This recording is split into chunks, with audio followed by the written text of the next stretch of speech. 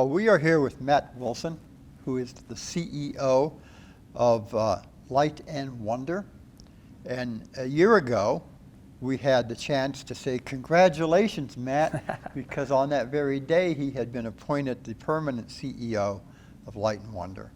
And I think we can begin today by saying, congratulations, Matt, because you guys have accomplished so much in the past year.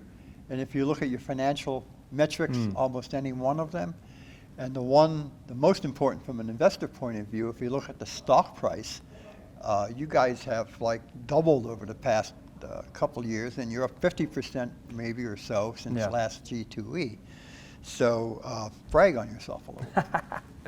A wise man once told me, you're not as bad as your stock price says you are, and you're not as good as your stock price says you are. So yeah, the stock price is it's one number. It's not what we do on a daily basis, not what we focus on. We're focused on hiring great people, rewarding, retaining them, building great product, and servicing our customers. That's where we put our energy. So tell us a little bit about some of the things that you've accomplished in that first year and what you have your focus set on now. Yeah, it's been a wild year. If I remember sitting here last year, I had no hair. I just shaved my hair from the St. Baldrick's Day, so thank God it grew back. That's one of my major accomplishments this year. But I think from a team perspective, I mean, it's the team that do these things, but we have accomplished a lot in the last year. I think, reminiscing about the early conversations I had with investors when I took over the job, and I spoke about, the sale of lottery and sport and the refocusing of the business back around content, and then we now have these three businesses that are very unique but very complementary. We have these big Investor Day targets out to 2025, and we're going to create all this shareholder value. I think the resounding feedback I got from investors was, that's a nice story. And I think what we've proven over the last 4 quarters since I sat with you is it's more than just a story. We're actually executing on that in a really material way. If you look at all the suppliers in the space, we're the fastest growing supplier in the industry, and that's a special place to be, and it's a testament to the teams and the hard work that they put in to put us in this position. But I always say the best is yet to come. Tell us about the best. Well, yeah, I think a few big things that are of notoriety at the moment. So I think the SciPlay acquisition is something that we should talk about. I think bringing these businesses back together where they belong in the portfolio, focused around content, was such an important thing. We had spun out a portion of SciPlay back in 2018, I think it was, as a liquidation event to help with our leverage situation. And so now we're in a position where we bring them back in-house where they belong. I think the businesses are really built on this idea of building great games and taking them across platforms. So I think a big thing is bringing them back in-house and really unlocking all the positive things that come with having a B2C business in the portfolio, the things that we can do around game testing, A/B testing, social surveying. I think that's really important. So that's an exciting thing that's happened in the last year. So we've been busy around that. I think another huge thing that we've done is the secondary listing. So we're now a dual listed company, our primary listing here on the NASDAQ, which it has been for many years, but we're now listed on the ASX, which was just a really interesting professional experience. And I think, I don't know how many CEOs go through the process of doing a secondary listing. It was an education process for me, and one that came with great consternation. We wanted to make sure that this was the right thing for our investors that have been with us on the journey for a long time, but we ultimately pulled the trigger and we secondary listed in Australia in May of earlier this year. Why did you choose to do that? I think there was a number of reasons why we went down that path. I think first and foremost, we had a huge investor base in Australia that was familiar with many of the names at Light & Wonder. Our chairman, obviously Jamie Odell, has had a great career in the gaming industry. The executive vice chair, Tony Korsanos, has had equally as impressive track record in the space. And so investors had a lot of success investing behind them in the last transformation that we were a part of.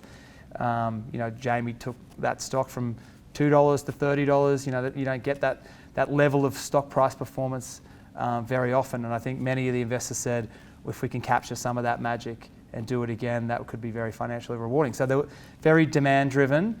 I think it's a market that really appreciates gaming assets.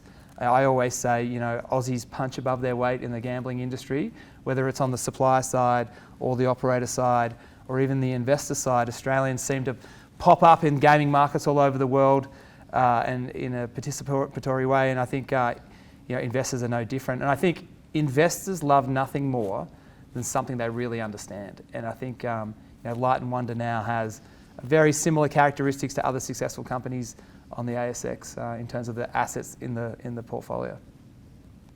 I'm always reminded of one night when I had dinner in Phnom Penh. Oh, yes. With the executives of Naga Corp, and they were all these Singapore Chinese guys, except for one, the CFO, he was Australian. Yeah, my proof right there, yeah, exactly.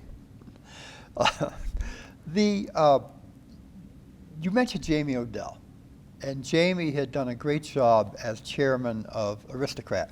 And it seems to me, from my outsider's perspective, that he's done somewhat the same thing at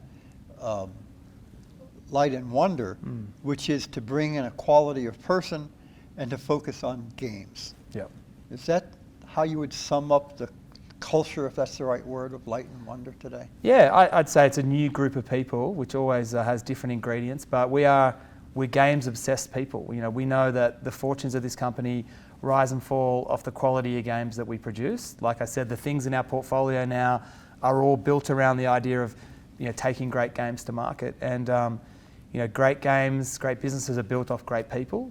So it's, I think we're saying off camera, it's the simple things done well. It's not easy, but it's simple. And I think simple businesses that lack complexity are often the best ones. I think of Apple as a great example of a business. It's a platform and a hardware business, and very, very simple in a lot of ways, but drives great financial outcomes. And I think Light & Wonder today versus Scientific Games is this simple little $7 billion business that's built around the idea of build a great high-performance culture, enable those people to build great games, and will drive great financial success off the back of that. What's in the future, if we looked at the company, say 3 years out, 4 years out, what will Light & Wonder look like?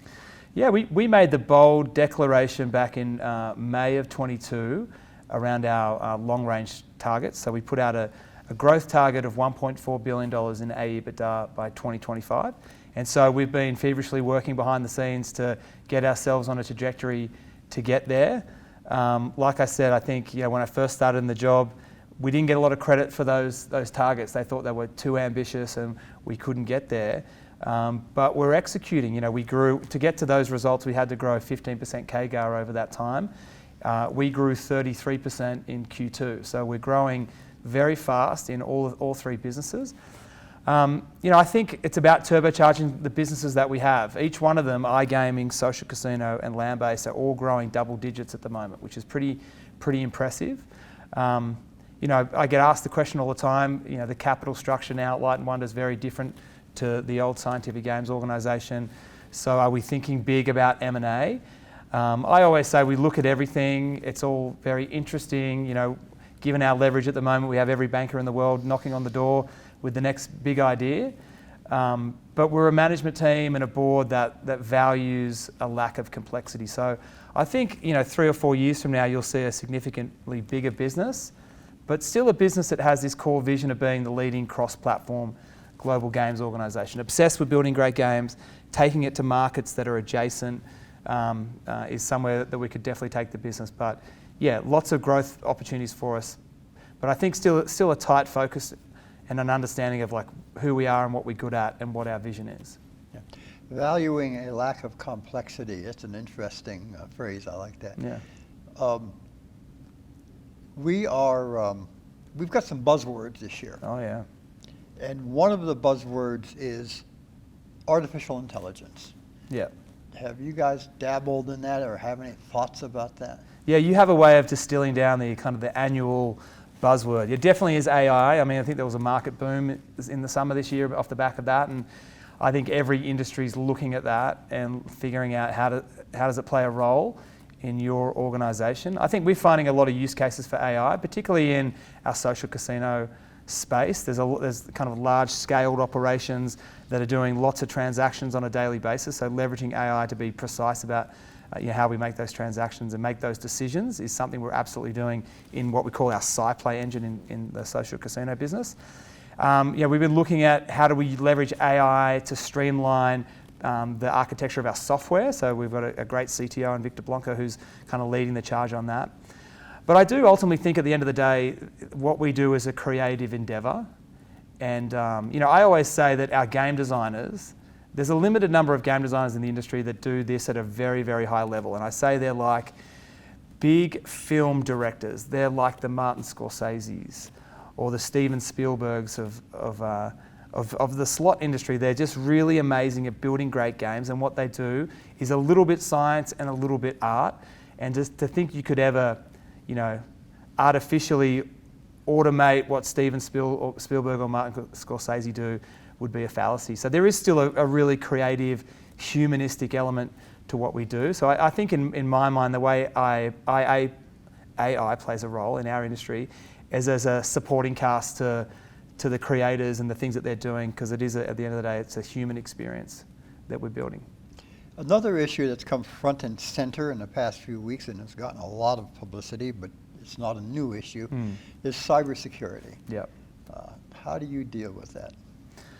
Yeah, I think it was a wake-up call for the entire industry. I think it could have been any of these organisations, could have been us, could have been any number of organisations. So it is a wake-up call around vigilance. And I think two things that we've probably learned off the back of learning about what transpired is, you need to be up to date from a technology perspective. That technology is moving so fast that you need to be constantly looking at all the systems that you have in place to make sure that you have a robust architecture in place to stave off the attacks. We all get attacked on a daily basis, and it just comes down to the quality of the infrastructure you have to stave off those potential attackers. I think the other thing is really about training, this idea of social engineering and hackers finding in a way to your infrastructure through, calling employees and asking for credentials. And, it's just, you can't rely on technology alone as a way to repel them. You have to have training. And so, we've launched a series of investigations internally about our infrastructure and the training that we have in place to make sure that we're sound and attack proof.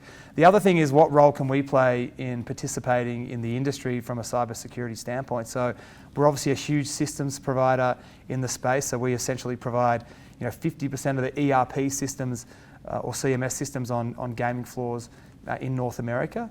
And so having the right level of technology in those systems is really paramount. So we've got lots of things on display this week at the show to give our systems customers comfort that we have the right technology to help supplement everything that they're doing from a training and education perspective. But yeah, the job's never done. These attackers are getting more and more sophisticated, and you just have to stay ahead of the curve. Jump back for a second before we finish up with the G2E product line. You had mentioned earlier about, you've got bankers calling you and so on, and because you've gotten to the point now that you've got your debt manageable, yep. So you now have opportunities to use cash flow. Yep. What are some of your priorities for cash flow? Yeah, who'd have thought that what a company that was called Scientific Games would talk about a leveraged position at 2.9 times. We were 6.5 times levered going into the pandemic. We were 10.5 times levered in the pandemic.